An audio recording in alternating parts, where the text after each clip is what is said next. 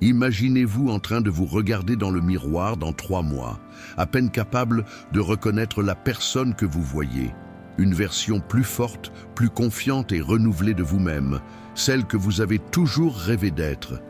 Et si je vous disais que vous n'êtes qu'à 90 jours de devenir quelqu'un de totalement différent, quelqu'un que tout le monde admirera et respectera? Ce n'est ni de la magie, ni une promesse vide. Il s'agit de créer des habitudes et d'accepter des défis qui vous mèneront à un niveau que vous n'avez peut-être jamais imaginé. Aujourd'hui commence votre cheminement pour devenir méconnaissable.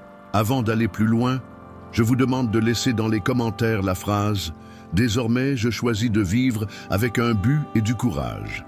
En écrivant cela, vous montrerez que vous êtes déterminé à suivre ce chemin de changement et de croissance personnelle. Ce simple geste sera déjà le premier pas vers la construction d'une nouvelle version de vous-même. Commençons ensemble ce voyage. Premier point, votre zone de confort est votre prison. La zone de confort est un endroit que tout le monde connaît. Là, nous nous sentons en sécurité, tranquille, et il semble que tout va bien. Mais avez-vous déjà pensé à ce que cela signifie vraiment de rester là? C'est comme si vous étiez dans un cercueil de votre vivant. Elle vous retient, vous limite, et petit à petit, elle vous efface. Le pire, c'est que souvent, nous ne réalisons même pas que nous sommes piégés. Nous nous racontons que c'est un endroit sûr, sans risque, mais en réalité, c'est là que nos rêves meurent lentement. La vie est faite de changements et de croissance, et ce sont ces changements qui nous font évoluer. Lorsque nous restons coincés dans ce qui est confortable, nous cessons de vivre de nouvelles expériences, d'apprendre des choses nouvelles et de défier nos propres limites. C'est comme si nous acceptions de vivre à moitié. Quel est l'intérêt d'une vie sans défi? Réfléchissez bien. Les moments où vous avez le plus évolué, où vous avez le plus appris, n'étaient-ils pas précisément ceux où vous êtes sortis de votre bulle et avez affronté l'inconnu? C'est lorsque nous prenons des risques que nous découvrons notre véritable force. Les meilleures leçons de la vie ne viennent pas du confort, mais de la lutte, de l'effort et de la surmontée. Pensez à la salle de sport. Au début, soulever des poids fait mal, c'est inconfortable, mais c'est cette douleur qui fait grandir le muscle et le rend plus fort. Si vous ne prenez toujours le même poids, vous cesserez de progresser. Et c'est la même chose pour votre esprit, vos compétences, vos relations et toute votre vie. La croissance ne se produit que lorsque vous prenez des risques et sortez de votre routine. Et comment sortir de la zone de confort? Changez vraiment. Commencez par faire de petites choses qui vous mettent un peu mal à l'aise chaque jour. Prenez un chemin différent pour aller au travail. Parlez à quelqu'un que vous ne connaissez pas. Réveillez-vous 1 heure plus tôt. Ces petits défis vous apprendront à gérer l'inconfort. Et bientôt vous réaliserez que vous pouvez beaucoup plus que vous ne le pensiez. Il est facile de rester immobile, de se contenter de ce que l'on a déjà et de vivre sans grandes émotions. Mais la vérité est que chaque jour passé dans la zone de confort est un jour perdu. Chaque fois que vous choisissez le facile au lieu de grandir, vous vous éloignez de la personne incroyable que vous pourriez devenir. La vie est trop courte pour être vécue en pilotage automatique. Les plus grandes réalisations ne se trouvent pas sur le chemin facile, mais sur celui qui est difficile, celui que peu de gens ont le courage de suivre. Le stoïcisme enseigne que l'inconfort fait partie du processus, que la douleur et la souffrance sont en réalité des enseignants qui nous montrent de quoi nous sommes faits. Ils nous obligent à regarder à l'intérieur et à découvrir des forces que nous ne savions même pas que nous avions. Donc, la prochaine fois que vous voudrez rester dans le confort, rappelez-vous, c'est justement là que vous devez agir. Parce qu'à chaque fois que vous choisissez le facile au lieu de la croissance, vous laissez passer la chance de découvrir votre véritable potentiel. Deuxième point, remplacez les plaintes et la paresse par l'action. La vie est pleine de plaintes. Nous nous plaignons du travail, de l'argent, des relations, de la santé, et ainsi de suite. Mais se plaindre sert à quoi? Chaque fois que vous vous plaignez, vous dépensez de l'énergie sur le problème au lieu de réfléchir à une solution. Le stoïcisme enseigne qu'il n'est pas logique de perdre de l'énergie sur ce que nous ne pouvons pas changer. Mais quand nous pouvons changer, là, l'action fait toute la différence, et c'est là que réside la véritable transformation. Pensez que chaque plainte est un indice sur ce qui doit changer dans votre vie. Quand vous dites « je suis fatigué de ce travail, je n'aime pas mon corps » ou « je n'ai pas de temps pour rien », c'est comme si vous receviez un signal d'alerte. Au lieu de laisser ces plaintes vous alourdir et vous rendre triste, transformez-les en un plan d'action. Le secret est de changer votre façon de penser. Au lieu de vous plaindre en disant « je n'ai pas le temps pour rien », demandez-vous « comment puis-je mieux organiser mon temps pour faire ce qui est important ?» Au lieu de dire « je ne suis pas heureux avec mon corps », demandez-vous « qu'est-ce que je peux commencer à faire aujourd'hui pour changer cela ?» Il est très important de mettre ces plaintes sur papier. Ne les laissez pas flotter dans votre tête, car c'est là qu'elles grandissent et deviennent des monstres qui vous bloquent. Prenez un carnet et commencez à noter chaque plainte qui surgit au cours de la journée sans filtre.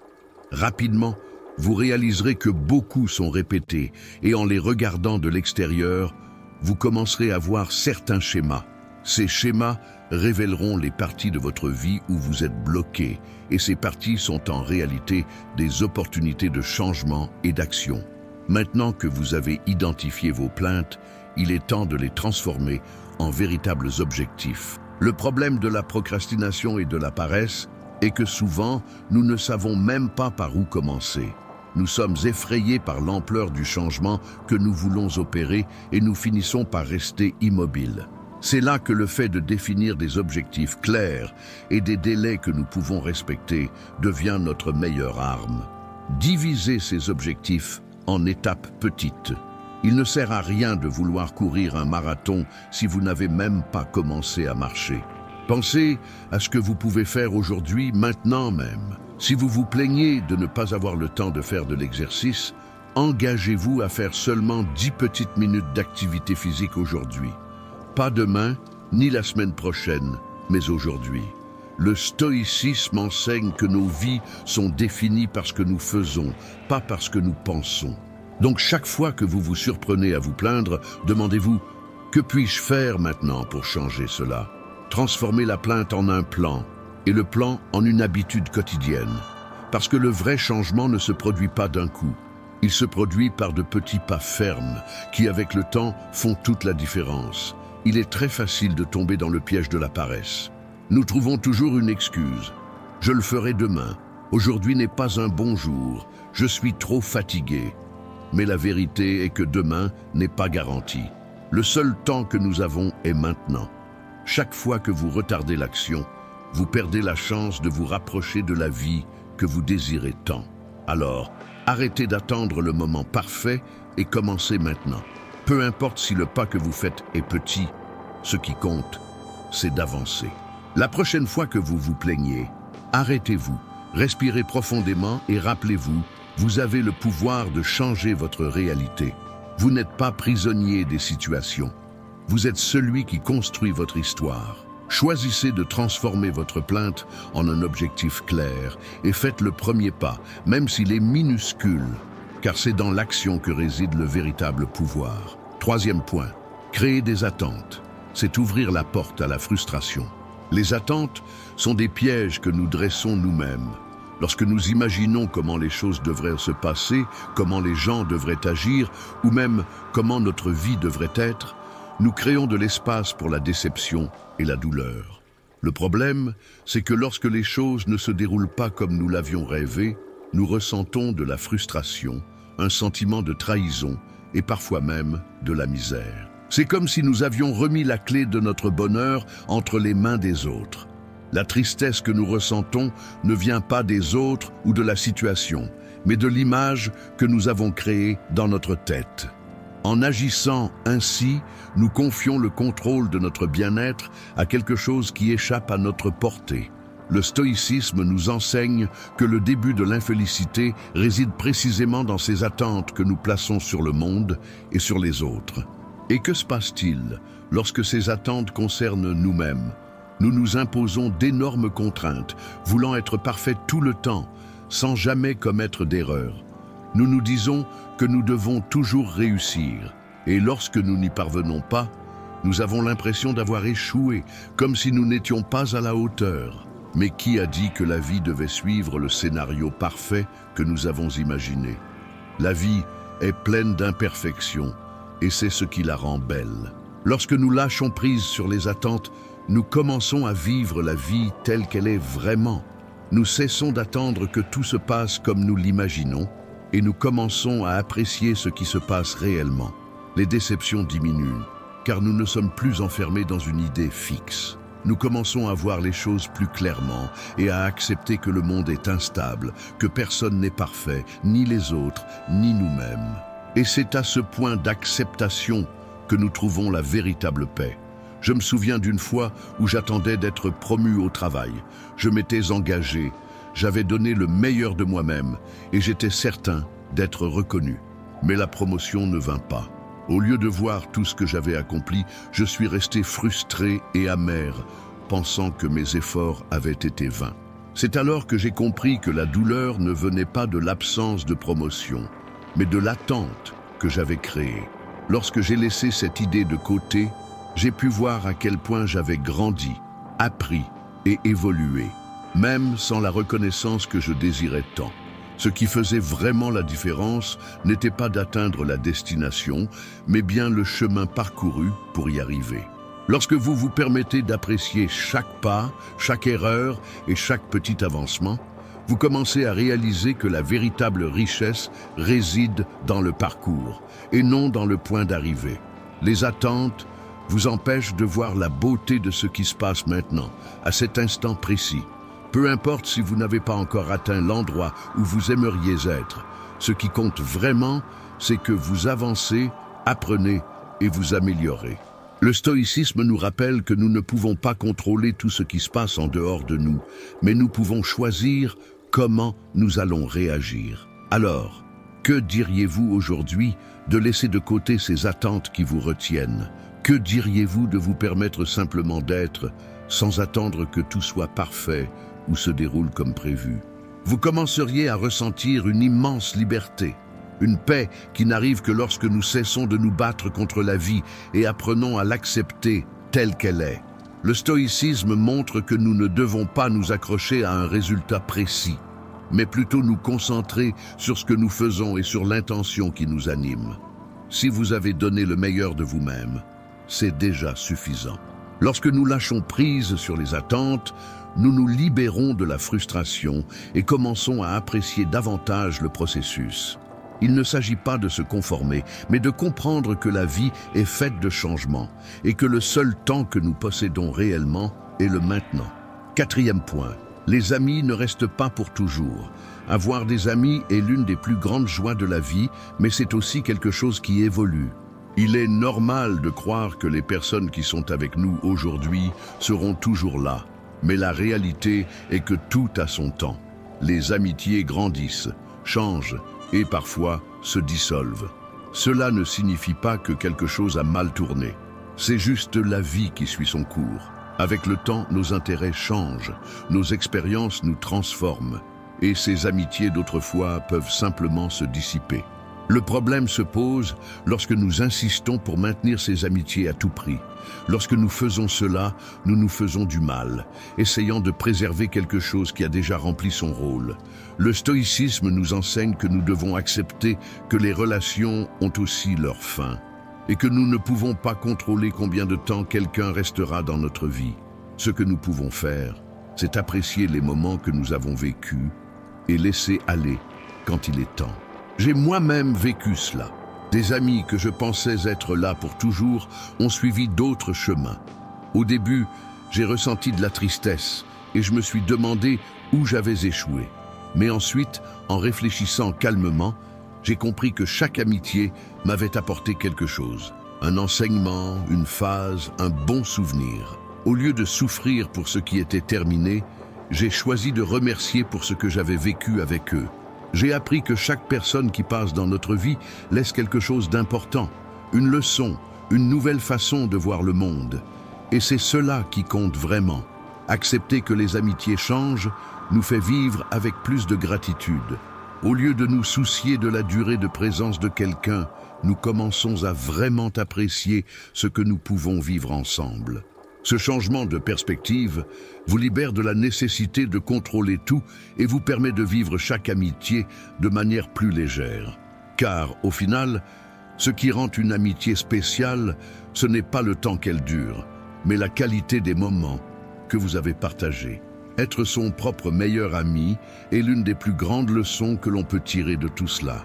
Souvent, nous cherchons chez les autres l'affection, le soutien et la valeur que nous devrions nous accorder à nous-mêmes.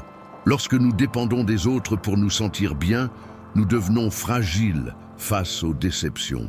Mais si vous apprenez à apprécier votre propre compagnie, à vous soutenir et à vous aimer d'abord, peu importe combien de personnes entrent et sortent de votre vie, vous serez toujours bien. Il ne s'agit pas de devenir une personne froide ou méfiante. C'est comprendre que chacun a son propre chemin et ses propres défis. Parfois, ces chemins se croisent avec le nôtre. Parfois, ils se séparent. Et c'est très bien ainsi. Le véritable défi est d'accepter cela sans rancœur, sans attachement et sans rester enfermé dans ce qui est déjà passé. Lorsque vous comprenez que les amis ne restent pas pour toujours, vous commencez à vivre avec un cœur plus ouvert et plus reconnaissant. Vous cessez de vous soucier de garder les gens près de vous et commencez à vous concentrer sur le fait de profiter au maximum de ce que chaque amitié peut offrir tant qu'elle existe. En agissant ainsi, vous devenez non seulement un meilleur ami pour les autres, mais aussi pour vous-même. La vie est une longue route et sur ce chemin, beaucoup de gens vont passer. Certains laisseront des marques profondes, d'autres ne seront qu'un passage éphémère. Ce qui compte, c'est de se rappeler qu'au bout du compte, celui qui sera avec vous jusqu'au dernier jour, c'est vous-même. Être votre propre meilleur ami signifie être patient avec vos erreurs, vous soutenir dans les difficultés et apprécier votre propre compagnie. Car la seule relation qui dure pour toujours est celle que vous avez avec vous-même. 5e point, apprendre à laisser partir. Savoir se détacher est l'une des leçons les plus difficiles, mais aussi les plus libératrices que nous puissions apprendre. Nous nous accrochons à des choses, des personnes, des sentiments et des habitudes qui, même si elles ne nous font pas de bien, semblent définir qui nous sommes. Nous croyons avoir besoin de tout cela pour être heureux, pour nous sentir complets. Mais en réalité, souvent ce dont nous avons le plus peur de lâcher est précisément ce qui nous empêche de grandir. Se détacher ne signifie pas être froid ou ne rien laisser vous toucher. En fait, c'est se libérer de ce qui n'aide pas notre croissance. C'est comprendre que s'accrocher à des personnes ou à des choses ne change rien, ne fait pas qu'elles soient plus proches, ni ne garantit qu'elles seront toujours là. Le stoïcisme nous rappelle que la véritable force réside dans l'acceptation de la vie telle qu'elle est, sans s'accrocher à ce qui échappe à notre contrôle. Lorsque nous nous accrochons à des sentiments négatifs comme la colère, la rancœur ou la tristesse, nous devenons des prisonniers de notre propre souffrance. Nous portons ces sentiments parce que nous pensons qu'ils font partie de qui nous sommes, mais ce n'est pas vrai. Laisser ces sentiments s'en aller est un acte de courage. C'est montrer à nous-mêmes que nous méritons de vivre en paix et que nous n'avons pas besoin de porter un fardeau qui n'est pas le nôtre. Il en va de même pour les habitudes qui nous nuisent.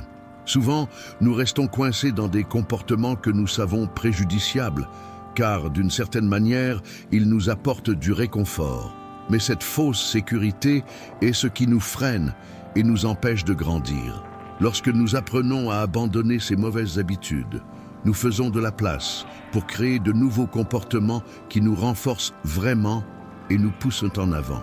C'est là que nous commençons à ressentir un véritable changement, une croissance qui vient de l'intérieur. Se détacher, c'est aussi réaliser que les choses matérielles ne définissent pas qui nous sommes, ni ne nous apportent un bonheur durable. Nous passons notre vie à courir après des choses, de l'argent et de la reconnaissance, pensant que nous ne serons heureux que lorsque nous obtiendrons tout cela. Mais la joie qui découle de ces réussites est éphémère. Une fois que nous avons obtenu quelque chose, nous voulons déjà autre chose.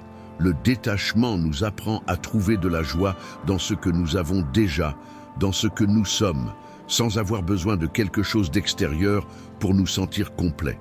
Bien sûr, ce n'est pas simple et il est souvent douloureux de laisser derrière soi ce que nous avons porté si longtemps. Mais c'est justement à ce moment de lâcher prise que nous découvrons notre véritable force. Nous comprenons que nous n'avons besoin de rien ni de personne pour être suffisants. Notre paix et notre bonheur ne dépendent pas de ce qui se passe à l'extérieur, mais de la manière dont nous choisissons de gérer notre vie. En abandonnant ce qui n'a plus de sens, nous faisons de la place pour ce qui compte vraiment. Le détachement nous enseigne également à être plus forts face aux problèmes. Lorsque nous ne restons pas accrochés à un résultat spécifique, ni ne plaçons notre bonheur dans quelque chose qui peut ou non se réaliser, nous devenons plus flexibles et plus fermes. Nous apprenons à affronter les difficultés avec calme, à accepter ce qui vient et à avancer sans être dominés par la peur ou le doute. La force de volonté augmente également lorsque nous nous détachons. Lorsque nous laissons de côté la volonté constante de plaire aux autres, de courir après des désirs sans importance et d'insister sur ce qui ne nous fait pas de bien, notre esprit devient plus concentré et nos choix plus clairs. La vie, qui auparavant semblait compliquée, devient plus simple et plus légère. Se détacher n'est pas jeter tout par-dessus bord ni s'isoler du monde. C'est savoir ce qui a vraiment de l'importance et cesser de dépenser de l'énergie sur ce qui n'a pas de valeur. C'est un geste d'amour envers soi-même, un engagement envers notre bonheur et notre bien-être. C'est comprendre que la véritable liberté n'est pas d'avoir tout, mais de ne dépendre de rien pour se sentir entier. Numéro 6. Abandonnez l'habitude de se plaindre tout le temps. Cesser de se plaindre est l'un des plus grands cadeaux que vous puissiez vous faire. Se plaindre est une habitude qui épuise notre énergie, qui nous fait nous concentrer uniquement sur ce qui manque, sur ce qui ne va pas. C'est comme un nuage lourd qui plane au-dessus de notre tête, nous faisant voir tout du côté négatif. Mais vous êtes-vous déjà demandé combien cette habitude vous freine ? Combien de temps et d'énergie vous perdez à vous concentrer sur le problème au lieu d'essayer de changer ce qui est à votre portée ? Imaginez comment serait votre vie si, pendant 6 mois, vous vous engagiez à ne rien dire sur ce qui ne va pas. Pas de plainte sur l'argent, le travail, les comportements des autres ou sur la chance. Au lieu de cela, chaque fois que vous ressentirez l'envie de vous plaindre, vous essayerez de trouver quelque chose de bon, quelque chose pour lequel être reconnaissant. Au début, cela semblera difficile, presque impossible. Mais avec le temps, votre esprit commencera à chercher des solutions plutôt que des problèmes, à voir plus d'opportunités que de difficultés. Le stoïcisme nous rappelle que nous ne pouvons pas contrôler tout ce qui se passe autour de nous, mais nous pouvons contrôler notre réaction à cela. Se plaindre, c'est rendre ce contrôle, c'est laisser les situations décider comment nous allons nous sentir. Mais lorsque vous choisissez de cesser de vous plaindre, vous vous renforcez. Vous montrez à la vie que, peu importe ce qui se passe, c'est vous qui choisissez comment vous allez réagir. Et cela change tout. Lorsque vous cessez d'alimenter la plainte et commencez à regarder le bon côté des choses, votre vision du monde change. Les défis cessent d'être des obstacles et deviennent des chances de grandir. Les difficultés se transforment en leçons. Les petites choses qui auparavant passaient inaperçues commencent à prendre de la valeur. Votre énergie change et, en changeant votre énergie, vous changez ce qui se passe autour de vous. Notre esprit est très puissant. Ce que vous vous dites façonne votre ressenti et la manière dont vous abordez la vie. Si vous passez toute la journée à vous plaindre, votre esprit s'habitue à cette manière négative de voir les choses et commence à chercher encore plus de raisons de se plaindre. C'est un cercle qui ne s'arrête pas et qui vous maintient dans le même endroit. Mais lorsque vous décidez de vous défier, à cesser de vous plaindre et à vous concentrer sur ce qui fonctionne et sur ce que vous pouvez améliorer, vous commencez à briser cette chaîne. J'ai vu beaucoup de gens changer leur vie simplement en laissant de côté l'habitude de se plaindre. Des personnes qui se considéraient auparavant comme des victimes de tout, qui croyaient que rien de bon ne leur arrivait, ont soudain commencé à voir des opportunités là où elles ne voyaient que des problèmes. La vie n'est pas un long fleuve tranquille, mais vous changez votre façon de voir les situations. C'est là toute la beauté du stoïcisme, comprendre que ce n'est pas ce qui nous arrive qui compte, mais comment nous percevons ce qui se passe. Au cours de ces 6 mois, je vous invite à commencer un carnet de gratitude. Chaque jour, écrivez 3 choses pour lesquelles vous êtes reconnaissant. Au début, cela peut sembler difficile de trouver quelque chose, surtout si vous avez l'habitude de ne voir que ce qui ne va pas. Mais, peu à peu, vous constaterez qu'il y a bien plus de raisons de remercier que vous ne l'imaginiez. Cette petite habitude de gratitude vous aidera à concentrer votre esprit sur le bon côté des choses, à abandonner l'habitude de vous plaindre et à créer une nouvelle façon de penser. La vie est trop courte pour passer à râler. Chaque jour que vous passez à murmurer est un jour perdu pour grandir, apprendre et profiter de ce que vous avez déjà. Alors, à partir d'aujourd'hui, faites un pacte avec vous-même. Fini les plaintes. Regardez ce que vous pouvez faire, ce que vous pouvez améliorer et tout ce qui est déjà bon dans votre vie. Car lorsque vous choisissez de voir le bon côté des choses, lorsque vous cessez d'alimenter la négativité, vous découvrez que la vie est beaucoup plus riche, pleine de sens et belle que vous ne l'imaginiez. Numéro 7. Faire de la gratitude un pilier de sa vie. La gratitude est l'une des forces les plus puissantes pour changer la façon dont nous vivons. Lorsque nous apprenons à être reconnaissants, nous changeons notre vision du monde et, par ricochet, notre manière de vivre. Ce n'est pas seulement remercier pour les grands événements ou les joies les plus évidentes, mais aussi trouver des raisons de gratitude dans les petites choses du quotidien que nous ne remarquons souvent même pas. Car c'est précisément dans ces petites choses que réside la véritable beauté de la vie. Chaque jour a ses raisons de remercier. Rien que le fait de se réveiller le matin, de sentir le soleil sur sa peau, d'avoir de l'eau chaude pour se laver ou de savourer un bon repas sont déjà des bénédictions qui passent souvent inaperçues. Mais lorsque l'on prend le temps de prêter vraiment attention, on réalise à quel point nous sommes chanceux. La gratitude nous aide à nous ancrer dans le présent, à nous enraciner dans la réalité et à apprécier ce que nous avons, plutôt que de rester coincés sur ce qui nous manque encore. Le stoïcisme nous rappelle que le bonheur ne vient pas de ce que nous possédons, mais de la manière dont nous regardons ce qui est déjà entre nos mains. La gratitude est ce qui nous aide à voir le verre à moitié plein, même lorsque les choses ne vont pas parfaitement. Lorsque nous cultivons ce regard reconnaissant, nous cessons de nous comparer aux autres, de désirer ce que nous n'avons pas, et nous commençons à trouver la paix et le contentement dans la vie que nous menons déjà. Cela ne signifie pas que nous arrêtons de vouloir grandir ou nous améliorer, mais que nous apprenons à valoriser le chemin sans avoir besoin d'attendre la fin du parcours pour nous sentir accomplis. Une manière pratique d'intégrer la gratitude dans votre quotidien est de garder un petit carnet de gratitude. Chaque soir, avant de dormir, notez au moins 3 bonnes choses qui se sont produites. Au début, cela peut sembler compliqué, surtout si vous êtes encore prisonnier de l'habitude de ne voir que ce qui n'a pas fonctionné. Mais avec le temps, votre esprit apprendra à rechercher les moments positifs sans effort. Et vous serez surpris de la quantité de bonnes choses pour lesquelles vous avez à remercier. Cela peut être le sourire d'un ami, l'odeur agréable du café ou la joie d'avoir surmonté une journée difficile. Une autre chose qui fait beaucoup de différence est de montrer votre gratitude à ceux qui vous entourent. Ne gardez pas cela pour vous, exprimez-le. Remerciez les personnes qui font partie de votre vie. Dites-leur à quel point elles sont importantes pour vous et comment elles font la différence sur votre chemin. En faisant cela, en plus de renforcer votre propre cœur, vous créez une atmosphère de tendresse et de respect autour de vous. La gratitude rapproche les gens, crée des liens plus véritables et solides. Il est également très important d'apprendre à remercier même pour les moments difficiles. Parfois, ce sont les phases les plus dures qui apportent les plus grands apprentissages, qui nous rendent plus forts et plus préparés à la vie. Être reconnaissant pour les leçons qui viennent avec la douleur est un signe de courage, et c'est là que réside l'âme du stoïcisme. Car, en fin de compte, vivre ne consiste pas à fuir les problèmes, mais à gagner en force et en sagesse pour les affronter la tête haute.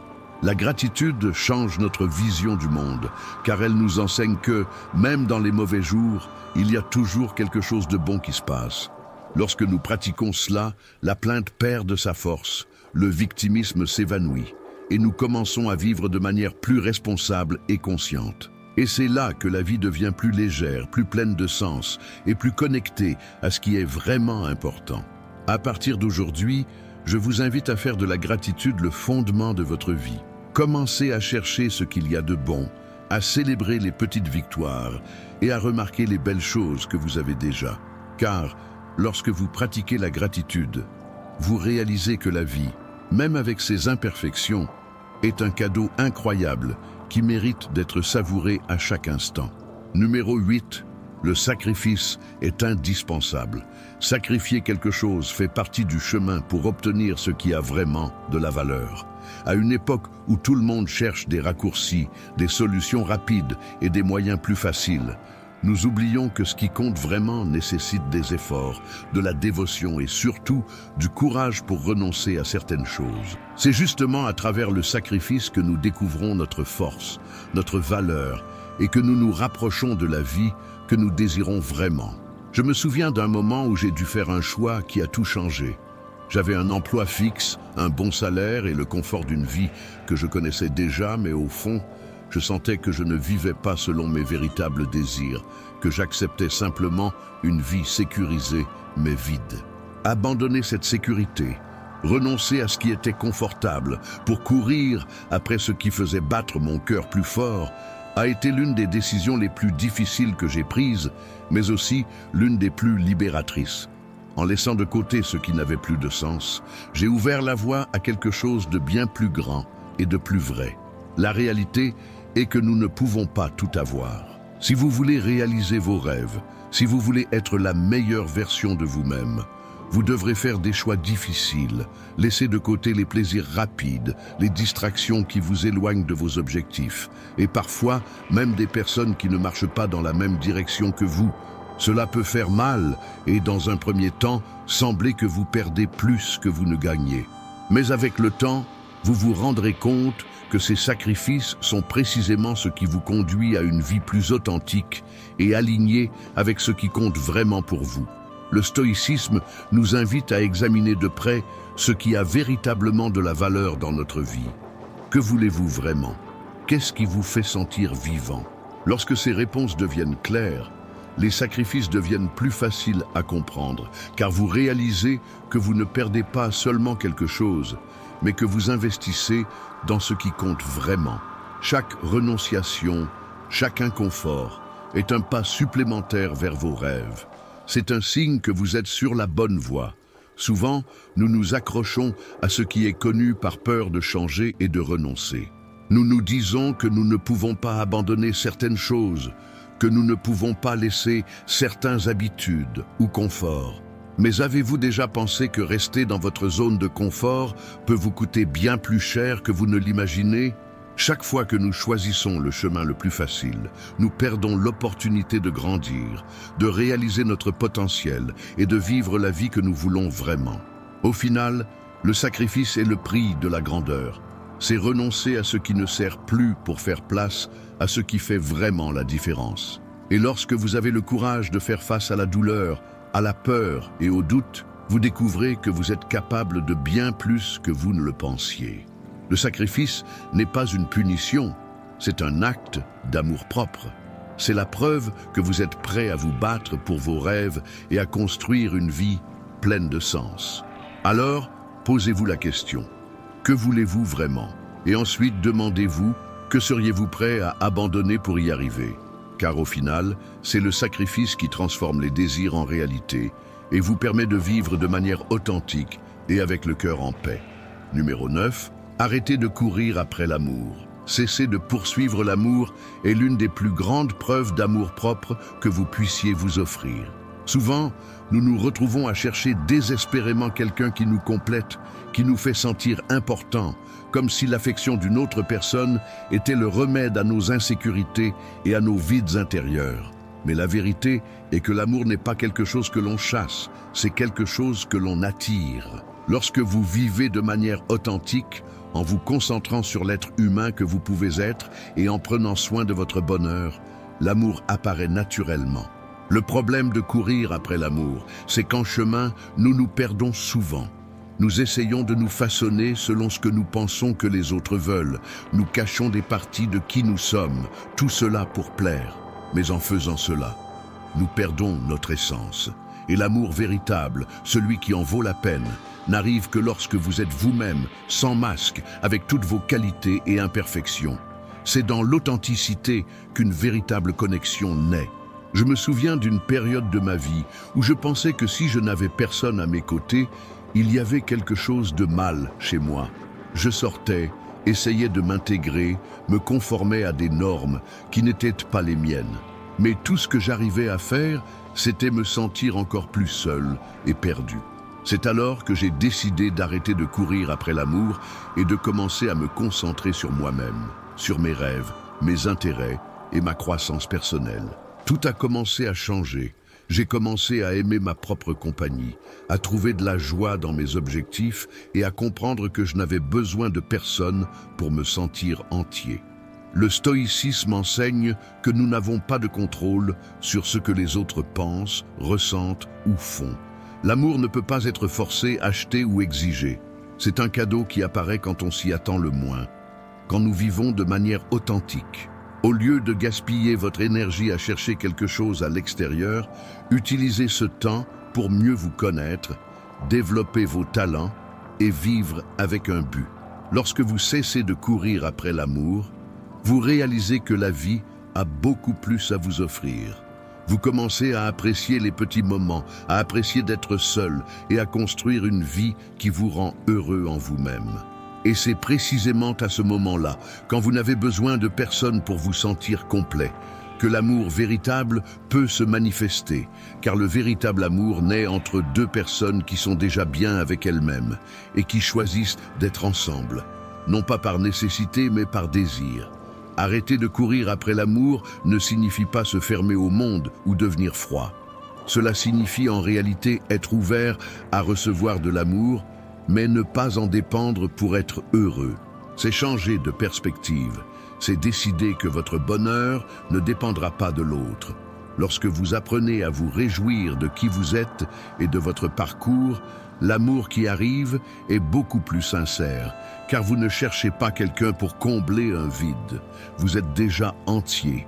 L'amour n'est pas la ligne d'arrivée, c'est une conséquence naturelle de ceux qui vivent de manière authentique. Lorsque vous cessez de courir après lui, vous laissez de la place à une vie pleine de sens et attirez ceux qui voient et apprécient réellement qui vous êtes. Au bout du compte, l'amour qui vaut la peine est celui qui vous trouve pendant que vous êtes occupé à vous aimer et à être votre meilleure version. Numéro 10. La plupart, presque toujours, à tort. Nous vivons à une époque où beaucoup préfèrent suivre la foule, car ils pensent ainsi être plus en sécurité. Mais si nous prenons un moment pour réfléchir, l'histoire a prouvé à maintes reprises que la majorité n'a pas toujours raison. Pensez, par exemple, à l'époque où l'on croyait que la Terre était plate. Cela a été accepté pendant des siècles, jusqu'à ce que quelques courageux décident de remettre en question et de changer cette idée. Un autre exemple est celui de Galilée, qui a défendu que la Terre tournait autour du Soleil et non l'inverse. Il a été persécuté et puni parce que la majorité ne voulait pas accepter quelque chose qui remettait en question les croyances anciennes. Mais à la fin, il avait raison. Ces exemples montrent que ce n'est pas parce que beaucoup de gens croient en quelque chose que c'est vrai. Le stoïcisme nous encourage à penser par nous-mêmes, à ne pas simplement suivre le courant et à remettre en question ce qu'on nous dit être juste. Il est facile de suivre la majorité, car cela procure un sentiment d'acceptation. Mais être accepté n'est pas la même chose qu'être dans le vrai. Et ce qui est populaire n'est pas toujours le meilleur pour notre croissance personnelle. Nous devons apprendre à questionner, à défier ce qui est établi et à ne pas accepter tout simplement parce que tout le monde fait comme ça. Lorsque nous laissons la majorité décider comment nous devons vivre, nous renonçons à notre liberté. Nous perdons le pouvoir de choisir pour nous-mêmes et commençons à vivre selon les attentes des autres. Mais la véritable liberté vient de la recherche de notre propre vérité, de penser par nous-mêmes et de ne pas avoir peur d'être différent. Car être différent, souvent, est justement ce qui vous met sur le bon chemin. Pour ma part, j'ai vécu cela. Suivre la majorité m'a conduit à faire des choix qui ne correspondaient pas à qui je suis vraiment. J'ai fait des choses parce que tout le monde le faisait, J'ai cru en des idées justes parce qu'elles étaient acceptées par tous. J'ai mené une vie qui semblait sûre, mais qui était vide pour moi. Ce n'est que lorsque j'ai eu le courage de me détacher de l'opinion des autres et que j'ai commencé à suivre mes propres valeurs que j'ai trouvé une liberté que je ne savais même pas qu'elle existait. J'ai commencé à faire des choix basés sur ce qui avait du sens pour moi et non sur ce que les autres attendaient. Chercher sa propre vérité est un acte de courage, car cela signifie être prêt à aller à l'encontre de la majorité, à affronter les jugements, les critiques et le manque de compréhension. Mais c'est justement dans cette quête que vous découvrez qui vous êtes vraiment, ce qui a réellement de la valeur pour vous et ce qui vous aide à évoluer en tant que personne.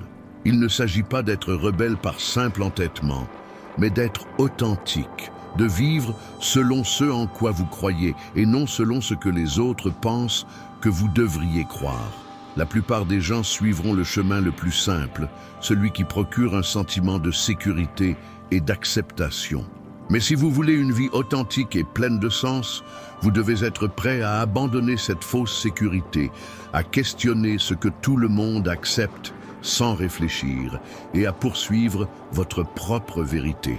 Parce qu'au bout du compte, qui définit votre vie, ce ne sont pas les autres, mais vous, avec ce que vous choisissez de croire et la manière dont vous décidez de vivre votre histoire. L'histoire a déjà montré à plusieurs reprises que la majorité peut se tromper. Alors, n'ayez pas peur d'être cette voix qui questionne, qui cherche, qui défie, car c'est dans cet acte de penser par vous-même que vous trouvez la liberté et la vie que vous souhaitez vraiment vivre. Numéro 11. La patience est une force. Avoir de la patience est l'une des plus grandes qualités que nous puissions développer dans un monde qui file à toute vitesse. Nous vivons à une époque où tout se passe en un clic, où le désir d'obtenir tout immédiatement est devenu normal et où attendre quelque chose semble être une punition. Mais la vérité est que les choses qui valent vraiment la peine, celles qui marquent notre vie de manière significative, ne naissent pas du jour au lendemain. Elles nécessitent du temps, des efforts et surtout de la patience. Rien de grand ne se construit en un clin d'œil. Si nous pensons aux plus grandes conquêtes de l'histoire, aux personnes qui ont laissé un héritage, nous verrons qu'elles n'ont pas atteint le succès du jour au lendemain. Derrière chaque réussite se cachent des années de travail acharné, d'erreurs, de persistance et surtout de patience. C'est elle qui nous aide à avancer, même lorsque les résultats semblent ne pas apparaître, lorsque nos efforts semblent vains. La patience nous fait comprendre que chaque petit pas nous rapproche de nos rêves. Le stoïcisme enseigne que la patience est une force car elle nous aide à accepter ce que nous ne pouvons pas changer et à attendre calmement les bonnes choses que le temps apporte. Elle nous invite à voir la vie comme un chemin, à réaliser que tout ne se produit pas au moment où nous le souhaitons et que souvent ce que nous désirons le plus n'arrive que lorsque nous sommes prêts. C'est dans ce temps d'attente que notre caractère se renforce, où nous apprenons à avoir de la patience et à faire confiance au fait que tout arrive en son temps. Pour intégrer la patience dans notre quotidien, il est important de prêter attention à nos pensées et à nos sentiments. Chaque fois que la précipitation pour obtenir quelque chose rapide se fait sentir, arrêtez-vous et demandez-vous « Pourquoi suis-je si pressé ? Que recherche-je vraiment ?» Souvent, toute cette agitation n'est que de l'anxiété et une envie de fuir l'inconfort d'attendre. Mais si vous vous permettez de ressentir cette anxiété et de l'affronter, vous verrez qu'elle n'est pas aussi effrayante qu'il y paraît. Une autre manière pratique d'être plus patient est d'apprendre à apprécier le chemin, pas seulement le résultat. Faites attention à chaque étape, à chaque petite victoire. Célébrez vos réalisations, même si elles semblent petites. Et rappelez-vous que chaque jour d'effort vous rapproche de ce que vous désirez. Avoir de la patience ne signifie pas rester immobile, mais avoir la force de continuer même lorsque les choses n'avancent pas rapidement. Dans la vie quotidienne, il existe de nombreuses occasions de pratiquer la patience. Si vous êtes coincé dans les embouteillages, au lieu de vous stresser, utilisez ce temps pour réfléchir à votre vie, écouter de la musique, un podcast ou simplement vous détendre. Si vous rencontrez des difficultés au travail ou dans vos relations, Rappelez-vous que les solutions n'apparaissent pas toujours immédiatement et que chaque défi est une occasion de grandir. La patience est comme un muscle. Plus vous l'utilisez, plus elle devient forte. Le problème de vouloir tout de suite est que cela nous fait croire que si quelque chose prend du temps, c'est parce que c'est mauvais. Mais le stoïcisme nous rappelle que le temps est notre ami, pas notre ennemi. Chaque jour où vous attendez calmement, chaque moment où vous travaillez votre talent, vos connaissances ou votre manière d'être est un investissement pour votre futur, car ce qui est fait avec patience est fait pour durer. La patience est une force, car elle nous garde fermes, calmes et concentrés, même lorsque tout autour de nous semble s'accélérer. Elle est ce qui nous distingue, ce qui nous donne la force de surmonter les temps difficiles et de continuer lorsque beaucoup ont déjà abandonné.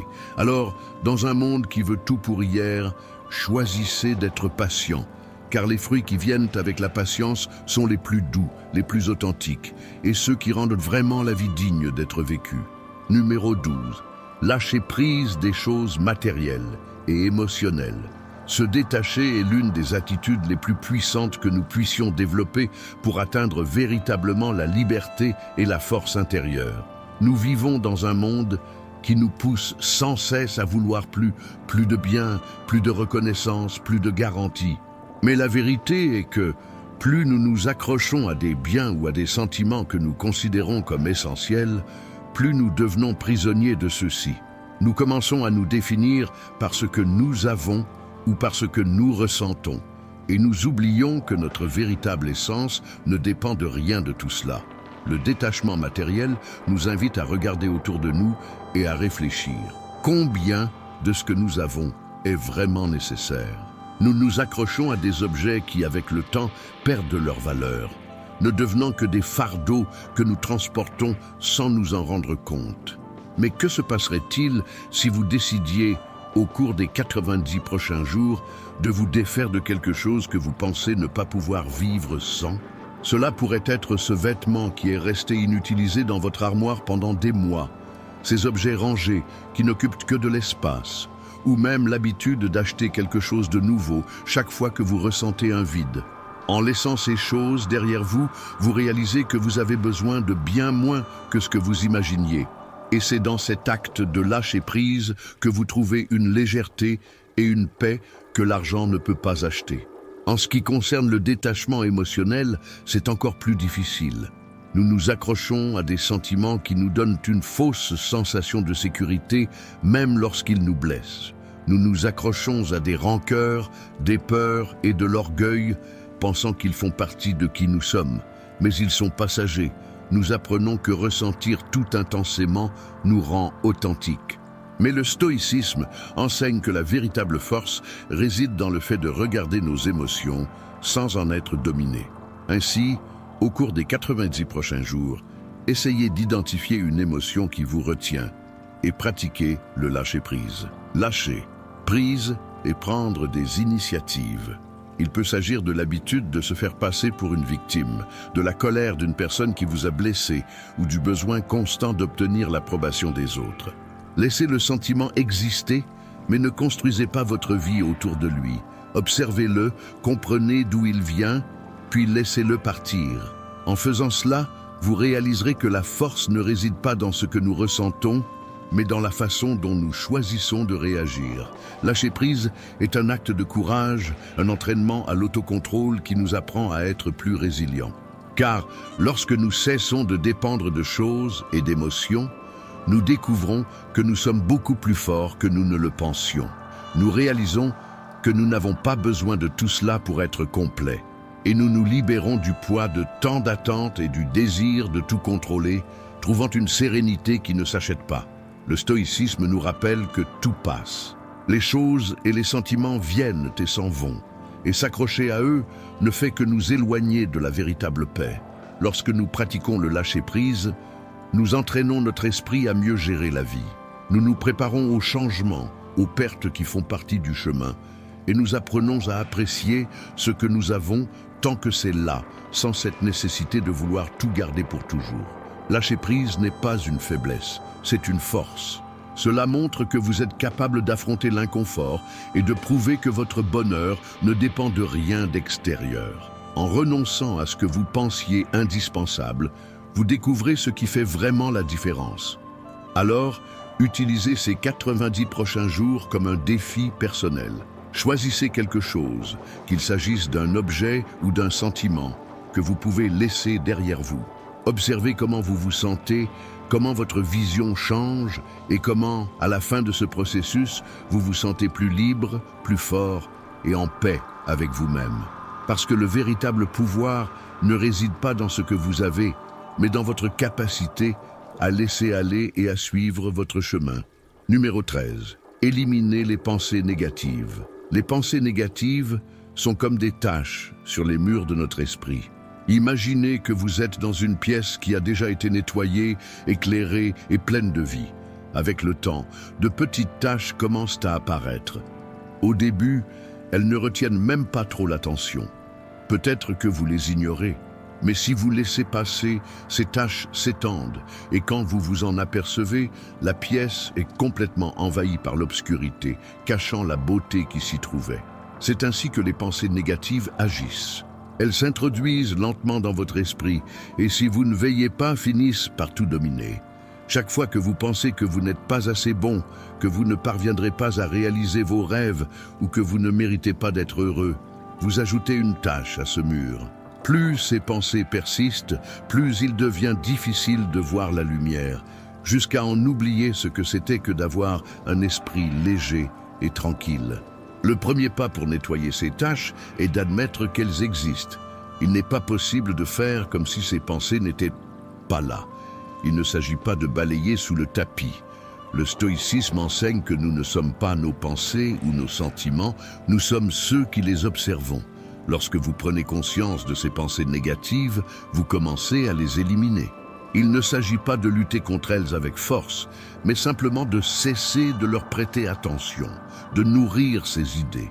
Chaque fois qu'une pensée négative surgit, demandez-vous, est-ce vraiment vrai? Ai-je des preuves que cela est réel? Ou est-ce que je vois simplement les choses de manière déformée? Souvent, vous vous rendrez compte que ces pensées ne sont que des distorsions créées par votre voix intérieure, qui tente de vous abattre. En les questionnant, en doutant de leur véracité, vous commencez à retirer le pouvoir qu'elles exercent sur vous. Briser le cycle de l'auto-sabotage, c'est arrêter d'être votre propre ennemi. Il arrive un moment où vous devez décider si vous allez continuer à peindre ces taches dans votre esprit ou si vous allez les nettoyer, créant ainsi de l'espace pour que la lumière et les pensées positives puissent briller à nouveau. Le problème est que, trop souvent, nous nous habituons à ces pensées au point qu'elles deviennent une partie de notre identité. Mais cela ne doit pas être ainsi. Vous pouvez choisir, à tout moment, de commencer à nettoyer votre esprit et à le rendre plus clair. Se concentrer sur de bons souvenirs, c'est comme redonner une nouvelle couche de peinture sur les murs. Chaque fois que vous réalisez que vous êtes en train de tomber dans une pensée négative, essayez de remplacer cette pensée par un bon souvenir, un moment où vous vous êtes senti heureux, où vous avez accompli quelque chose d'important, ou où vous avez été aimé et valorisé. Ces moments existent et ils prouvent que vous êtes capable de bien plus que ce que votre critique intérieure tente de vous faire croire. En faisant remonter ces souvenirs, vous créez une nouvelle réalité, où les tâches de la négativité n'ont plus d'espace pour grandir. Le critique intérieur est l'un des plus grands ennemis que nous devrons affronter dans la vie. Il est toujours là, prêt à pointer nos erreurs, nos faiblesses et à nous rappeler nos échecs. Mais le stoïcisme enseigne que nous pouvons étouffer cette voix. Il ne s'agit pas de l'éliminer complètement, car elle sera toujours là, mais de diminuer le volume, de ne pas lui accorder tant d'importance. Chaque fois que le critique intérieur essaie de vous abattre, répondez avec compassion.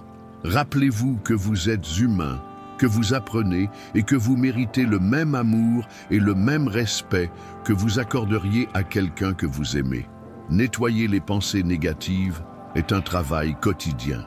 Cela ne se fait pas du jour au lendemain, mais chaque petit geste de bienveillance envers soi-même, chaque fois que vous choisissez de vous concentrer sur le positif, est comme un coup de pinceau de lumière qui efface ces taches sombres. Avec le temps, vous constaterez que la pièce de votre esprit s'illumine, pleine de clarté, de paix et d'une force que personne ne peut vous enlever. Numéro 14. Agissez dans votre vie. La vie n'attendra pas que vous soyez prêt, que le moment soit parfait ou que la peur disparaisse. Le temps passe et chaque jour perdu est une chance qui ne reviendra jamais. C'est pourquoi vous devez agir, faire le premier pas. Même lorsque la peur essaie de vous arrêter ou lorsque le doute vous dit que vous n'êtes pas capable. La vérité est que le véritable changement n'arrive que lorsque vous décidez de vous mobiliser. Lorsque vous décidez que, quoi qu'il arrive, vous allez prendre les rênes de votre vie. Le stoïcisme enseigne que ce sont les actions qui montrent qui nous sommes. Peu importe combien de rêves vous avez, combien de plans vous rédigez ou combien de fois vous imaginez un avenir parfait. Si vous ne faites rien, vous resterez toujours au même endroit. Souvent, nous restons coincés dans la réflexion, essayant de trouver la perfection avant d'agir. Mais la perfection est une illusion, une excuse que nous utilisons pour ne pas affronter la peur d'échouer, la peur de ne pas être à la hauteur. Et c'est précisément lorsque vous décidez d'agir, de prendre des décisions et d'avancer, même avec peur, que vous commencez à changer votre vie. Agir, c'est assumer l'entière responsabilité de votre vie. C'est cesser de blâmer les circonstances, les autres ou le destin pour l'endroit où vous êtes. C'est comprendre que, bien que vous ne puissiez pas contrôler tout ce qui se passe, vous avez toujours le choix sur la manière dont vous allez réagir, ce que vous allez faire ensuite. Il n'y a rien de plus puissant que cela.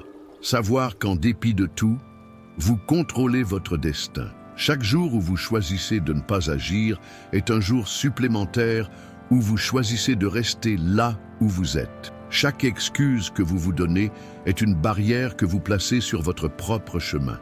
Mais lorsque vous commencez à agir, même dans les petites choses, vous réalisez qu'il ne s'agit pas de faire de grands pas, mais de progresser, de continuer, de faire ce que vous pouvez faire maintenant.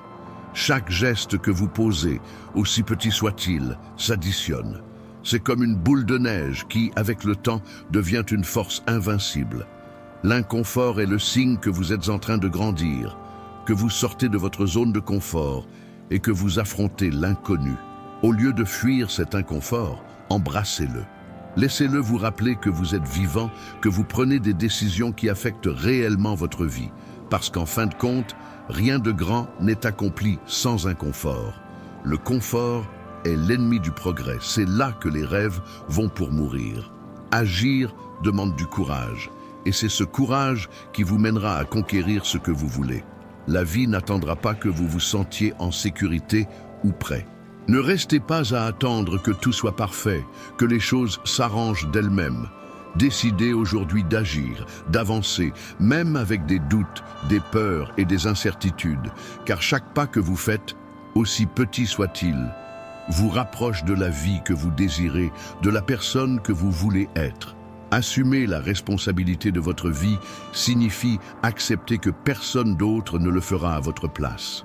Il n'est pas possible d'attendre que les choses changent d'elles-mêmes ou que quelqu'un vous sorte de l'endroit où vous êtes. C'est vous qui devez décider d'agir, de vous mouvoir, de créer votre propre réalité. Et c'est l'une des leçons les plus puissantes du stoïcisme. Comprendre que vous êtes responsable de votre destin. Arrêtez d'attendre, arrêtez de procrastiner. La vie se vit dans l'action, dans le mouvement, dans la capacité à prendre des décisions et à affronter les conséquences avec courage. Alors, commencez aujourd'hui. Peu importe la petitesse du premier pas, l'important est de le faire.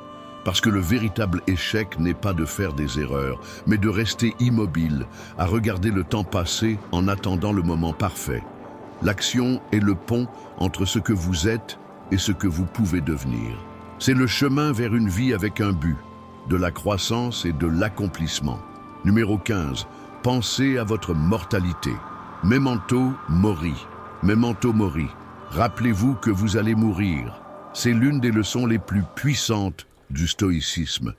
Et bien que cela puisse sembler triste au début, c'est en réalité une invitation à vivre de manière plus complète et authentique. Lorsque nous nous rappelons notre mortalité, nous réalisons que le temps qui nous est imparti est limité. Et cela change notre perception de la vie. Cela nous réveille de l'apathie de la procrastination et de la fausse idée que nous avons tout le temps pour faire ce que nous voulons. Chaque jour est un cadeau qui n'est pas garanti, mais il est facile de tomber dans le piège de penser qu'il y aura toujours un demain, que nous aurons toujours une autre chance de dire ce que nous ressentons, de faire ce que nous aimons, de vivre comme nous le souhaitons réellement. Cependant, la vérité est que nous ne savons pas combien de jours il nous reste. Penser à notre mortalité nous aide à apprécier chaque moment, chaque expérience, et nous pousse à nous interroger, vis-je de la manière dont je le souhaite réellement? Utilise-je mon temps pour ce qui compte vraiment? Le stoïcisme nous enseigne que la vie n'est pas infinie, et c'est justement cette limitation qui donne de la valeur à notre existence. Lorsque nous nous rappelons que notre temps est court, nous cessons de tenir pour acquis les personnes que nous aimons, les opportunités que nous avons et les expériences qui nous font grandir. Nous devenons plus conscients de nos choix et plus sélectifs sur la manière et avec qui nous dépensons notre temps. La question qui se pose est simple mais profonde. Si aujourd'hui était votre dernier jour, seriez-vous satisfait de ce que vous avez accompli jusqu'à présent? Memento Mori n'est pas une invitation à vivre dans la peur ou la tristesse. C'est un appel à vivre avec un but.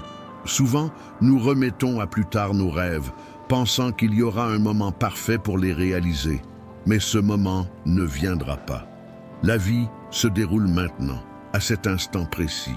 Et en nous rappelant notre mortalité, nous acquérons le courage de poursuivre ce que nous voulons vraiment, de mettre de côté la peur de l'échec et de vivre d'une manière qui reflète ce que nous sommes vraiment. Lorsque vous pensez à votre mortalité, vous réalisez que les problèmes qui semblaient grands ne sont pas si importants. L'opinion des autres, les petites préoccupations quotidiennes et les tracas perdent leur pouvoir sur vous. Au lieu de cela, vous commencez à vous concentrer sur ce qui compte vraiment, les connexions que vous avez avec les autres, l'impact que vous laissez, les joies et les expériences qui vous font vous sentir vivant.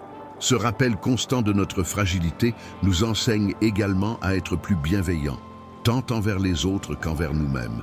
Nous vivons tous sans garantie, et cela nous unit en tant qu'êtres humains. Lorsque nous nous rappelons que la vie est courte, il devient plus facile de laisser de côté le ressentiment, l'orgueil et le besoin d'avoir toujours raison. Nous apprenons à valoriser le présent, à pardonner et à être reconnaissants pour chaque opportunité de partager des moments avec ceux que nous aimons. L'exercice de Memento Mori peut être simple, comme prendre une minute chaque matin pour se rappeler que ce jour est unique et ne reviendra jamais.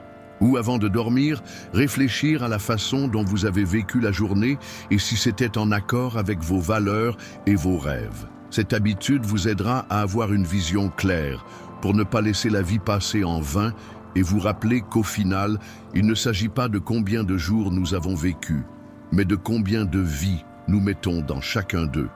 Alors, arrêtez d'attendre, arrêtez de remettre à plus tard le moment parfait.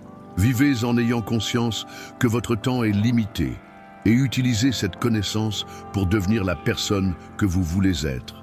Créez des souvenirs qui comptent vraiment et laissez un impact durable, bien au-delà de votre dernier souffle. Parce que lorsque nous acceptons notre mortalité, c'est à ce moment-là que nous commençons vraiment à vivre. Et avant de terminer, je veux que vous réaffirmiez votre engagement en laissant dans les commentaires la phrase « Je choisis de vivre avec un but et du courage ». Ce sera votre déclaration que vous êtes prêt pour ce défi et pour devenir la meilleure version de vous-même. Rappelez-vous, chaque jour est une nouvelle chance de grandir et de devenir plus fort. À bientôt dans la prochaine vidéo.